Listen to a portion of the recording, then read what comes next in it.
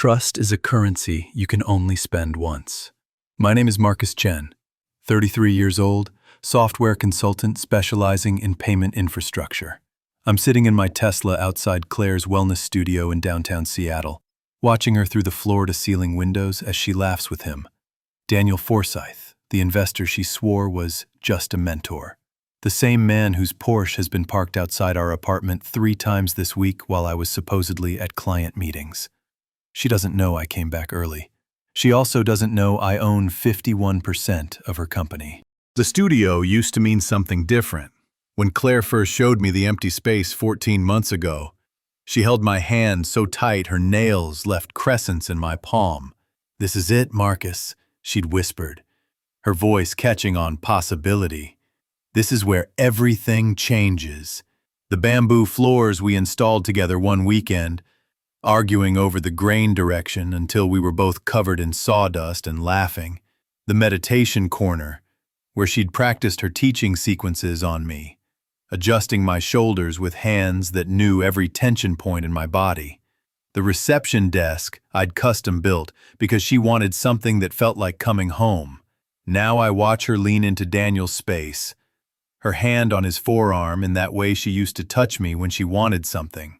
The studio's warm Edison bulbs, the ones I'd spent 3 days installing because she said fluorescent lighting killed the soul, cast them in amber light like they're already a memory. My phone buzzes. A notification from the business dashboard I still monitor. Today's revenue, $3,847. Another successful day for Ascend Wellness. Claire thinks she changed the admin passwords months ago. She did, on the front end. But the payment infrastructure, the bones of the entire operation, that still runs through the systems I built. Every transaction, every customer record, every financial report flows through servers I configured. She's wearing the dress I bought her for the grand opening, cream silk that moves like water.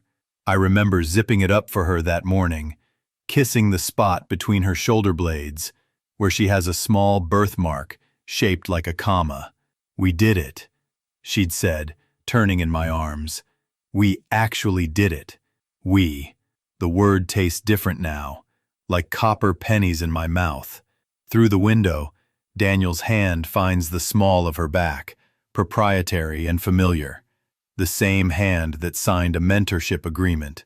The same hand that shook mine at our dinner table 2 months ago, when Claire introduced him as the angel investor who believes in our vision. Our vision. Another word that's changed its meaning. I met Claire at a tech conference in Portland 2 years ago. She wasn't supposed to be there, had wandered into the wrong convention hall looking for a wellness symposium next door. I found her standing in front of a display about blockchain technology, head tilted, like she was trying to decode hieroglyphics. "It's basically a distributed ledger," I'd said, the words tumbling out before I could stop them. "Think of it like a record book that everyone can read, but no one can erase." She'd turned, and I remember thinking her eyes were the exact color of matcha tea. "Sounds like karma," she'd said. "Everything recorded, nothing forgotten." Coffee turned into dinner.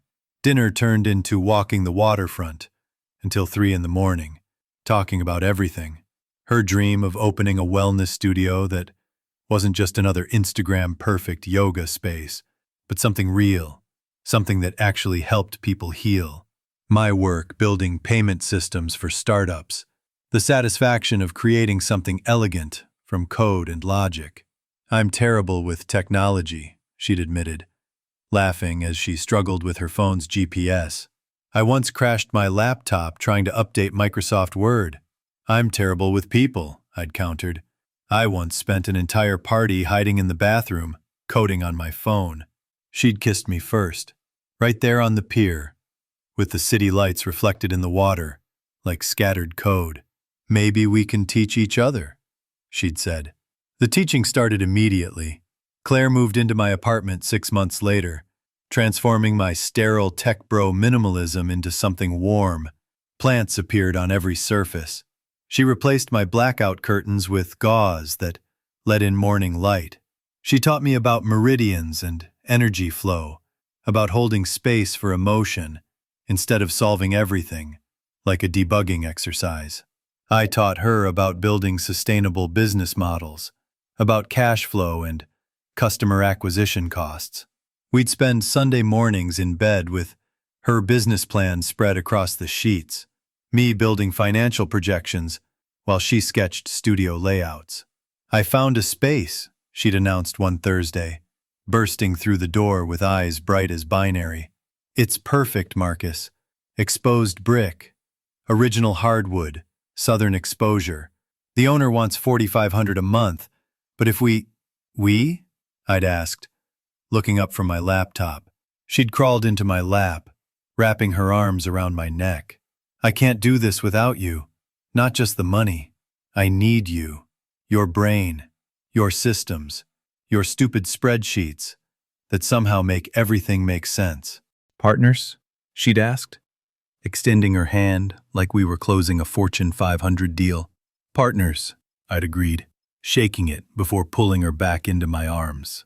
"The business structure was my idea. You should be the face of it." I'd insisted. "Your name, your vision. I'll set up a silent partnership for my equity, cleaner for taxes, and it keeps the branding focused on you." She'd been grateful. So grateful. That night, she'd whispered against my shoulder, "You're the only person who's ever believed in me like this." Daniel Forsyth entered our lives 8 months ago. Claire met him at a wellness conference in Los Angeles. He ran a venture fund focused on wellness brands, had already backed 3 successful studios in California. "He wants to mentor me," she'd said, breathless from his attention. "He thinks Ascend could be a franchise model." I'd been happy for her, proud even. I set up the investor portal myself, gave him limited dashboard access so he could monitor performance metrics. "Your boyfriend's a genius," he'd told Claire at that dinner 2 months ago, raising his wine glass to me. "This back-end infrastructure is better than most Series B companies I've seen." Claire had beamed, her hand finding mine under the table. "We're a good team," she'd said. "Were." Past tense. Though I didn't know it yet. By that dinner, they'd already been fucking for 3 weeks. The changes started small, like dead pixels spreading across a screen. Claire began having emergency client sessions in the evening. Private clients who needed special attention, she said.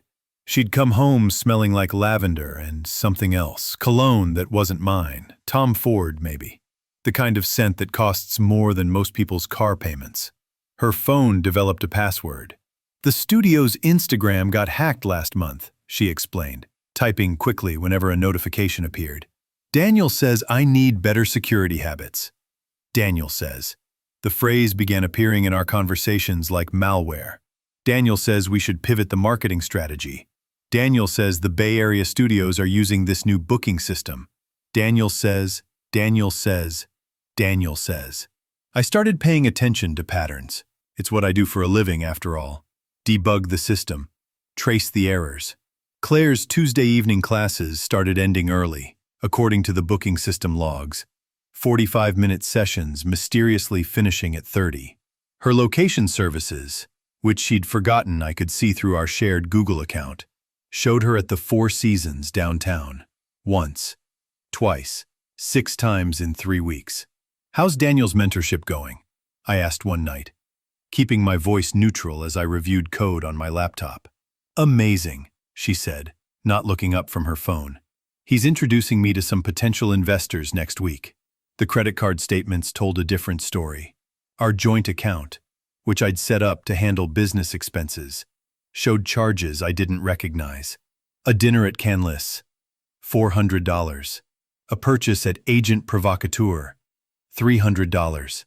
A hotel charge that was reversed the same day, like someone had accidentally used the wrong card. Mrs. Patterson from next door mentioned seeing Claire's car in the garage on days she was supposedly at supplier meetings in Tacoma. "I thought it was strange," the elderly woman said, adjusting her glasses. "Her car was here, but there was that nice Porsche in visitor parking." I started checking the studio's security footage. Another system Claire didn't realize I could access. The cameras I'd installed for her safety, to protect her when she worked late. They showed Daniel arriving after closing time, showed Claire disabling the front cameras, but forgetting about the one in the supply closet that covered the back office. I didn't watch the full recordings.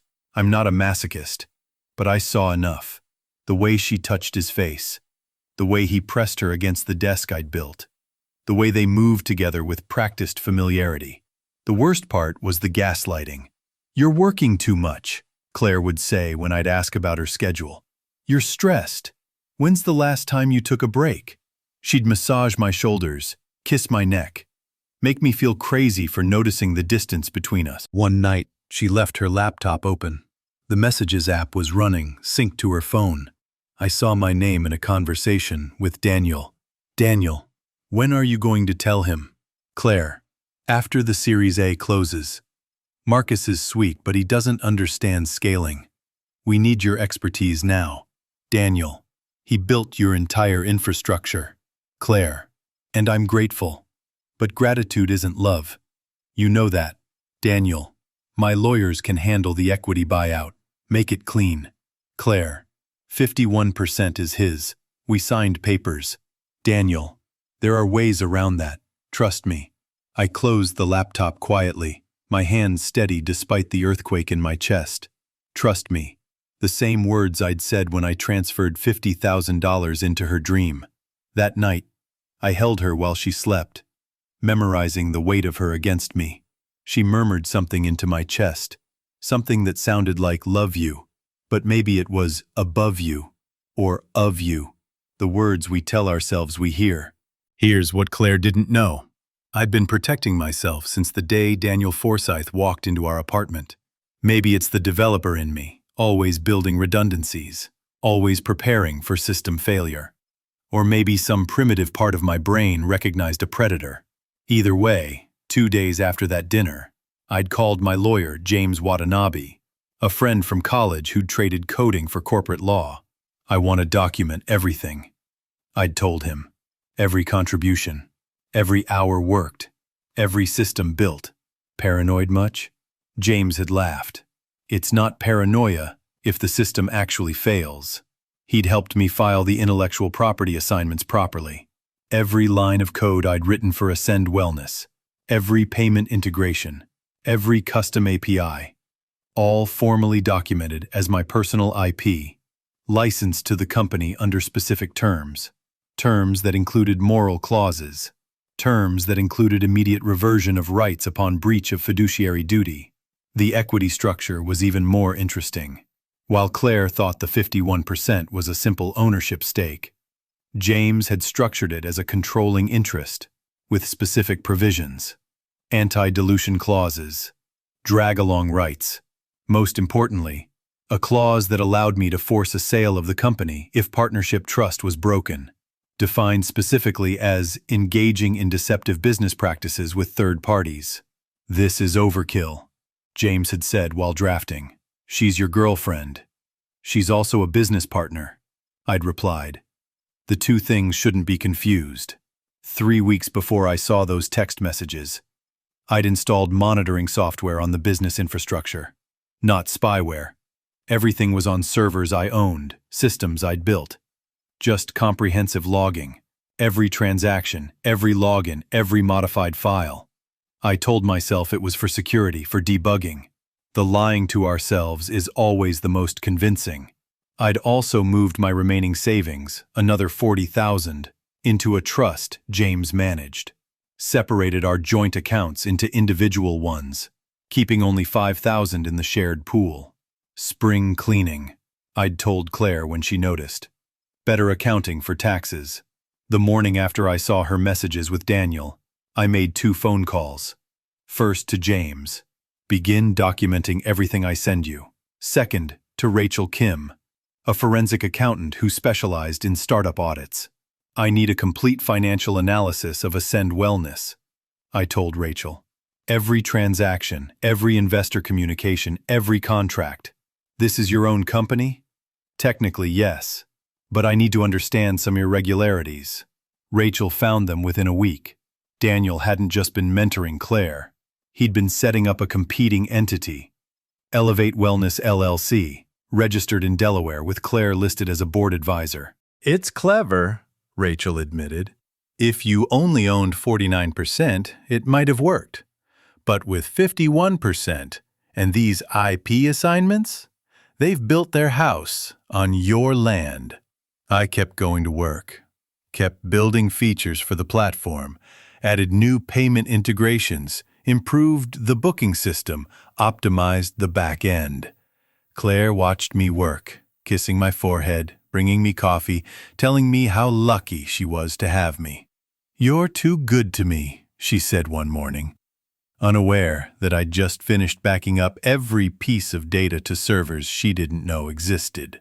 "Partners take care of each other," I replied, meaning every word differently than she heard them. I began the dismantling on a Tuesday morning, methodical as debugging code. "I need to update some security certificates on the payment system," I told Claire over breakfast. "Might have some downtime this afternoon." "Whatever you need to do," she said, distracted by her phone. Probably texting Daniel about their investor meeting that afternoon. An investor meeting I knew was actually a lunch at his apartment. Her location services were still sharing with me. What I actually did was migrate the entire payment infrastructure to new servers. Servers owned by Marcus Tech LLC, my consulting company. The beauty of building the system yourself is knowing every dependency, every connection point. I rerouted every payment flow, every customer database, every analytical tool through my own infrastructure. Ascend Wellness was now completely dependent on systems I controlled personally. James filed the paperwork that afternoon.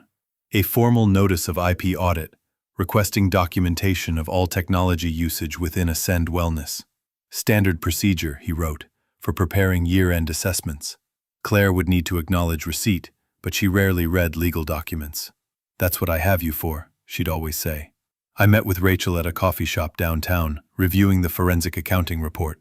"They've been siphoning money," she said quietly. "Small amounts but consistent. Marketing expenses that go to Elevate Wellness LLC. Consultant fees to shell companies Daniel controls. About 30,000 total, over 4 months. Document everything. Create a timeline. Make it bulletproof. Are you going to confront her?" "No," I said, watching steam rise from my coffee. "I'm going to let them hang themselves." That evening, I had dinner with Tom Nakamura, a venture capitalist who'd been circling Ascend Wellness for months. "I heard Daniel Forsyth's getting involved," Tom said. "Guy's got a reputation." "What kind of reputation?" "The kind where his partners always end up with nothing while he walks away with their companies." Tom slid a folder across the table. 3 lawsuits in 5 years, all settled out of court. I photographed every page. The next phase required patience. I kept Claire's business running perfectly. Better than ever, actually. Implemented new features she'd been requesting. Fixed bugs she didn't know existed. Became the perfect supportive partner while she spent her evenings at the Four Seasons. Meanwhile, James prepared the legal framework. A comprehensive audit request. A formal notice of fiduciary duty breach. A cease and desist for Elevate Wellness LLC. All of it ready to deploy, waiting for my signal. "When do you want to pull the trigger?" James asked during our Thursday meeting. "When they make their move," I said. "Let them think they're winning." Claire came home that night, glowing. "Daniel found us a major investor," she announced. "They want to put in $200,000, but they want to restructure the equity. Would you consider selling some of your shares?" I pretended to think about it. "Maybe. Can I see the terms?" She kissed me, deep and grateful. For a moment, she felt like the woman I'd fallen in love with. "I'll get you the paperwork tomorrow. You're amazing, you know that?" "Just looking out for our interests," I said, the word "our" tasting like ash. That night, while she slept, I initiated the final backup of everything. 2 years of building, 2 years of love, compressed into terabytes of data she'd never be able to access again. The text came on a Friday afternoon while I was reviewing code. "Claire, can you meet me at the studio at 6? We need to talk about the investment deal." I arrived at 5:45. The studio was empty, except for Claire and Daniel, who was sitting on the meditation cushions like he owned the place. Which, I suppose, he thought he soon would. "Marcus." Daniel stood, extending his hand. I shook it, matching his pressure exactly. "Thanks for coming. Wouldn't miss it, I said, settling into the chair across from them. Claire wouldn't meet my eyes. Daniel pulled out an iPad, swiping to a document. So we've had an incredible offer from Meridian Capital.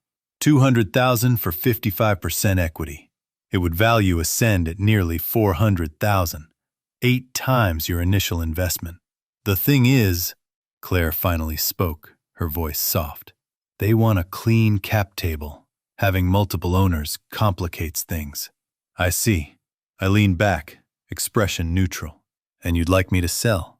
It's a great return, Marcus, Daniel pressed. 400% in under 2 years. Any investor would take that deal. I pulled out my phone, appeared to check something. Actually, I was activating the recording app. Can you send me the full proposal? I'll need my lawyer to review it. Claire and Daniel exchanged glances. We were hoping to move quickly, Claire said. The offer expires Monday. That's unfortunate, I said, standing. My lawyer's blocked out until Wednesday. Marcus. Claire stood too, reaching for my arm. This is a really good opportunity. For all of us. I looked at her hand on my arm, then at her face. The woman I'd loved. The woman I'd built dreams with. Is it? Don't be difficult, Daniel interjected, his tone shifting. You're a tech guy. You don't understand scale, marketing, growth. Let the professionals handle it. I smiled then. Probably the first genuine smile in weeks. You're right. I'm just a tech guy. I'll let my lawyer handle it. Your lawyer? Daniel's jaw tightened. For a simple equity sale? James Watanabe. Watanabe and Associates.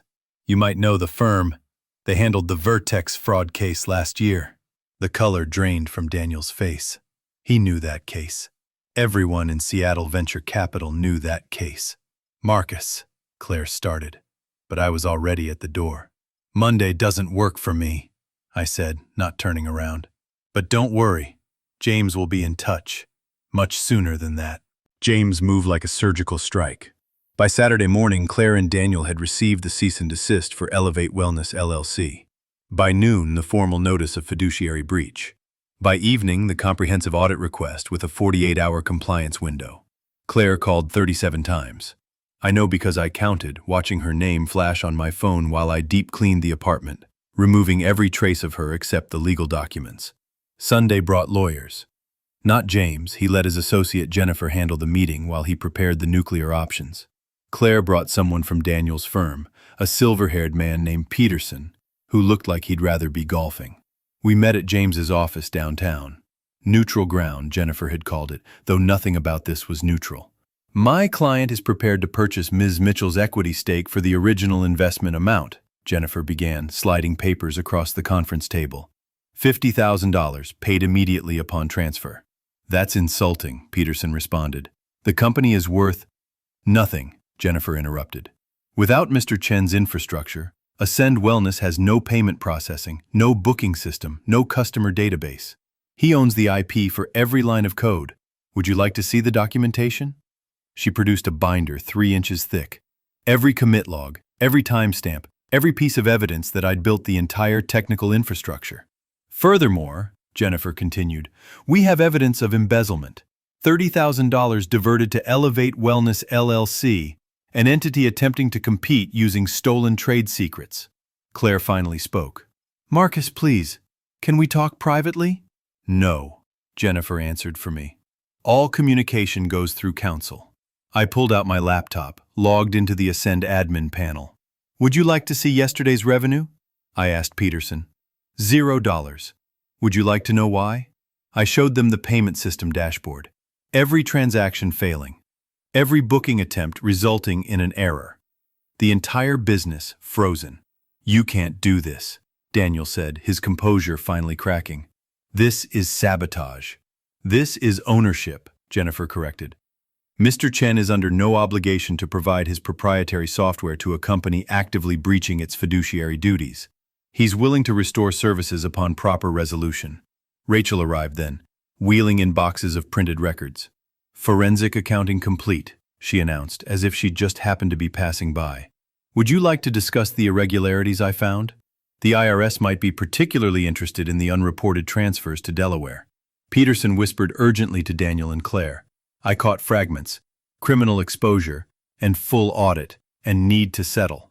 "We can make this go away," Jennifer said smoothly. "Full transfer of Ms. Mitchell's equity to Mr. Chen. Dissolution of Elevate Wellness. Return of the $30,000. Mr. Forsythe signs a non-compete for wellness businesses in Washington state." That's extortion, Daniel spat. That's business, I said, my first words in 20 minutes. You said I didn't understand scale and growth? You were wrong. I understand leverage. Jennifer pulled out another document. We've also prepared a criminal complaint for fraud and theft of trade secrets. Would you prefer we file that tomorrow, or would you like to discuss settlement? The room went silent. Claire stared at me, tears pooling but not falling. How long have you known? Does it matter? I loved you, she whispered. You loved what I could build for you, I replied. There's a difference. Peterson requested a recess. They huddled in the hallway for 40 minutes. When they returned, Daniel looked defeated. Claire looked empty. We'll accept the terms, Peterson said, with one modification. Ms. Mitchell keeps the studio lease and the Ascend Wellness name. I thought about it. The name, the brand she'd built around herself. Without the infrastructure, without the customers, without the systems, it was just expensive letterhead. Fine, I agreed. She can keep the name. Papers were signed. The equity transfer was immediate. I now owned 100% of whatever Ascend Wellness was. The customer database, the revenue, the technology, all mine. Claire got to keep playing wellness guru in an empty studio with a dead brand. As they prepared to leave, Daniel turned. You destroyed her dream. No, I said, closing my laptop. She destroyed ours. I just documented it. James waited until they were gone before speaking. The $30,000 will be in your account by Tuesday. The non-compete is ironclad. You won. The final meeting happened 2 weeks later. Just Claire and me. At the coffee shop where we'd planned her business 2 years ago. She'd asked through lawyers, formally requesting a personal discussion regarding remaining property and logistics. James advised against it. I went anyway. She looked smaller somehow, wearing jeans and a sweater I didn't recognize. No makeup. Her hands wrapped around a matcha latte. Her usual, though I doubted anything was usual anymore. I have your things, I said, pushing a box across the table. Everything from the apartment. She didn't look inside. The studio's closing. I know. Without the payment system, without the customers, I can't rebuild it. Daniel's gone. Went back to California. I said nothing. There was nothing to say that wouldn't sound like gloating or pity, and she deserved neither from me. I need to know something, she said, finally meeting my eyes. When did you stop loving me? I considered the question, really considered it. I never stopped. That's why this hurts. She nodded, tears finally falling. I got lost. The attention. The promise of something bigger. I forgot what we built. No, I corrected. You remembered exactly what we built. You just decided it wasn't enough. She pulled out an envelope, slid it across. The keys to the studio. The lease is paid through next month. Then it's done. I pocketed the envelope without looking. What will you do? Move back to Portland. My sister has a space above her garage. She attempted a smile. Maybe I'll figure out who I was before all this. That's probably wise. We sat in silence for a moment, the weight of 2 years compressing into the space between us. The IP, she said suddenly. The system you built. You could sell it to other wellness studios. It's brilliant, Marcus. Don't let my betrayal waste your brilliance. I stood to leave, then stopped. Claire, can I tell you something? She nodded. That first night, when you said I was the only person who ever believed in you, that was wrong. You never believed in yourself. You always needed someone else's validation. Mine, then Daniel's, then whoever would come next. I pulled out my phone, showed her a screenshot of the new platform I'd been building. Wellness OS. I'm launching next month. 50 studios already signed up for the beta. Her eyes widened. You're using my code, my infrastructure. my innovation. The difference is, I'm not looking for anyone else to believe in it. I left her there, with her cold matcha and her empty studio keys. But before I reached the door, I turned back one last time. Claire, that comma-shaped birthmark between your shoulder blades? I used to think it meant there was more to your story. Turns out it was just a pause before the end. She was crying fully now, but beautifully, the way she did everything. Even her destruction was aesthetic. I walked out into Seattle rain, the kind that cleans the streets and makes everything shine like new code. My phone buzzed. Tom Nakamura, asking about investment terms for Wellness OS. I texted back, "Let's build something real." 3 months later, I stand in my new office overlooking Elliott Bay. The space is nothing like the apartment Claire decorated. It's all clean lines and purposes. Servers humming in their climate-controlled room like a digital heartbeat. Wellness OS launched to 200 studios. The technology I'd built for Claire, refined and packaged and sold to businesses that understood the value of solid infrastructure. Tom's investment valued the company at $3 million. Not bad for a broken heart and borrowed code. I hired Rachel, the forensic accountant, as my CFO. "You know how to find the truth in numbers," I told her. "That's rare." James stops by sometimes, usually with contracts for new partnerships. "You know you won, right?" he asked once, watching me work late into another Friday night. Did I? Because here's what victory looks like. An empty apartment with one coffee cup in the sink. A successful business built on the bones of a dead relationship. Bank accounts that grow while something inside stays forever diminished. I Googled Claire once, 2 months after she left. Found her teaching at a community center in Portland. $15 a class. The website bio didn't mention Seattle or Ascend Wellness. She'd erased 2 years like deleting code. Control Z on an entire life. Mrs. Patterson, my elderly neighbor, still asks about her sometimes. "Such a lovely girl," she says, watering her petunias. "You two seem so happy." We were, I tell her, and mean it. We were happy in the space between the building and the breaking. In that version of ourselves that believed trust was a renewable resource. The money came through, the $30,000 she'd taken, plus the $50,000 buyout. $80,000 for 2 years and a heart. The math works out to about $109 per day, or roughly $4.50 per hour if you count the sleeping. We spend more on coffee that doesn't last. But the lesson was worth more. Not the obvious one about trust or betrayal or watching for red flags. The real lesson was about systems and dependencies. Claire taught me that humans are just faulty code, prone to bugs and crashes and memory leaks. She taught me that love is just another vulnerability, another attack vector for someone willing to exploit it. I'm dating again, if you can call it that. Coffee meetings that feel like investor pitches. Women who appreciate my stability and find my emotional unavailability mysterious rather than damaged. Sarah, a contract lawyer who understands terms and conditions. Melissa, a data analyst who speaks in spreadsheets. Safe choices, debugged and verified. Sometimes, late at night when the city sleeps and the servers hum their electric lullaby, I think about that first night in Portland, Claire struggling with her phone's GPS, me trying to explain blockchain like it mattered. Everything recorded, nothing forgotten, she'd said about karma. She was right, in a way. Every transaction leaves a trace in the system. Every function call logged. Every error documented. The blockchain of human interaction, immutable and permanent. You can't delete the records, only write new ones on top. My phone buzzes.